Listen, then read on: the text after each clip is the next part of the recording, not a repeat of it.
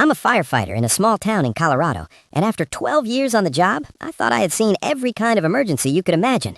But there's one call I'll never forget. It was the middle of winter, around 2:30 a.m. when the alarm went off. House fire. Elderly resident possibly inside.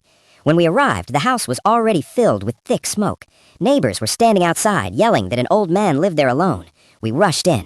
Inside, visibility was almost zero. Smoke everywhere. The heat was intense, and we could hear something faint through the crackling of the fire. At first, I thought it was the sound of wood breaking. Then I realized it was a dog barking.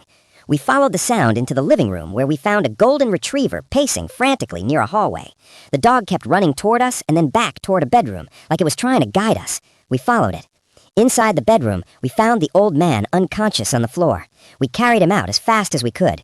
Paramedics started working on him immediately while we continued putting out the fire. The dog never left his side. It kept nudging his hand with its nose, whining softly. After a few minutes, the old man finally started breathing again. When he opened his eyes, the first thing he did was look around frantically and ask in a weak voice, "Where's Charlie?" The dog instantly jumped onto the stretcher, wagging its tail like crazy. The old man grabbed the dog and started crying. Later, we learned something that made the whole scene even harder to forget. The neighbors told us the man's wife had passed away 3 years earlier. After that, he barely talked to anyone and mostly stayed inside his house. Charlie, the dog, was the only family he had left. A week later, the fire department received a small envelope in the mail.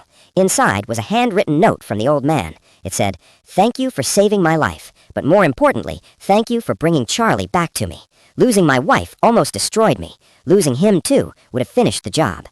There was also a photo of him sitting on his porch with Charlie beside him. Under the photo, he wrote one last sentence. "Sometimes the one who saves you isn't human."